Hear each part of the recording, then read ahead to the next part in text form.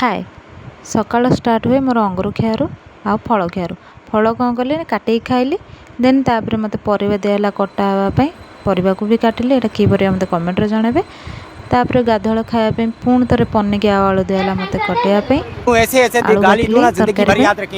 ମୋତେ ଲାଗୁଛି ମୁଁ ପରିବା କଟା ଏମିତି ଶିଖିଗଲିଣି ଯେ ମୋତେ ସବୁବେଳେ ସବୁଦିନ ପରିବା କଟା ହେବା ପାଇଁ ଦିଆହେଉଛି। ଗୋଟେ ବାହାଘର ଭୋଜିକି ଯଦି ମୋତେ ପଠାଯିବ ମୁଁ ଏକୁଟିଆ ସବୁ କାଟିକି ଥୋଇଦେବି। ଦେନ୍ ମୋର ଗୋଟେ ପାର୍ସଲ୍ ଆସିବାର ଥିଲା, ମୋର ତ ନୁହଁ ସେଇଟା ଭାଇର ପାର୍ସଲ୍ ଆସିବାର ଥିଲା।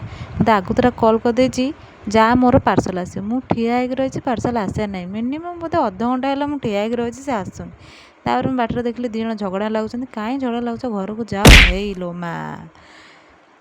ତାପରେ ମୋର ପାର୍ସଲ୍ ବାଲା ଆସିଗଲେ, ମୁଁ ପାର୍ସଲ୍ ନେଇକି ଘରକୁ ଆସିଲି। ଏଇଟା କ'ଣ ମୁଁ ଆକ୍ଚୁଆଲି ଜାଣିନଥିଲି। ତାପରେ ମୁଁ ତାକୁ ଖୋଲିକି ଦେଖିଲା ବେଳକୁ ଏଇଟା ଗୋଟେ ପରଫ୍ୟୁମ୍ଟେ ଥିଲା ମୋର ନୁହଁ ଭାଇର ଗୋଟେ ପରଫ୍ୟୁମ୍ଟେ ଥିଲା। ଭାଇର ଯା, ମୋର ତ ସେଇଆ ଛାଡ଼।